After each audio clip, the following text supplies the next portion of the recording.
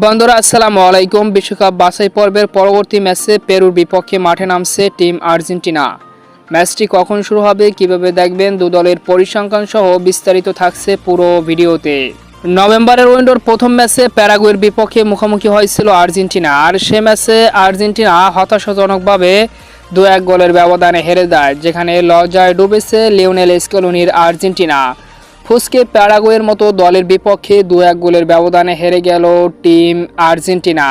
তো পরবর্তী ম্যাচে আবারও পেরুর বিপক্ষে নিজেদের ঘরের মাঠে মুখোমুখি হবে আলবেস সেলেস্তারা, যেখানে আগামী 20 নভেম্বর বাংলাদেশ সময় সকাল 6টায় আর্জেন্টিনা নিজেদের ঘরের মাঠে পেরুর বিপক্ষে মুখোমুখি হবে।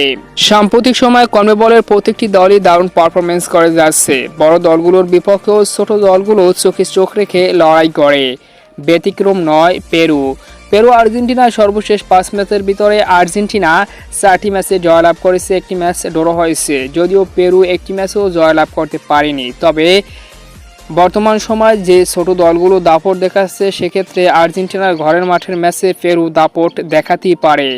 দু দলের লাস্ট 5 ম্যাচের সর্বশেষ ম্যাচে আর্জেন্টিনা 17 সালে মুখোমুখি হয়েছিল পেরুর বিপক্ষে, আর সে ম্যাচে গোল শূন্য ড্র করে। এরপর 20 সালে 2-0 গোলের ব্যবধানে পেরুকে হারায় আর্জেন্টিনা। এরপর 21 সালের ম্যাচে আবারও 1-0 গোলের ব্যবধানে পেরুকে হারায় আর্জেন্টিনা। 23 সালের বাছাই পর্বে 2-0 গোলের ব্যবধানে পেরুকে হারায় আর্জেন্টিনা। সর্বশেষ কোপা আমেরিকার মঞ্চে 2-0 গোলের ব্যবধানে পেরুকে হারায় আর্জেন্টিনা।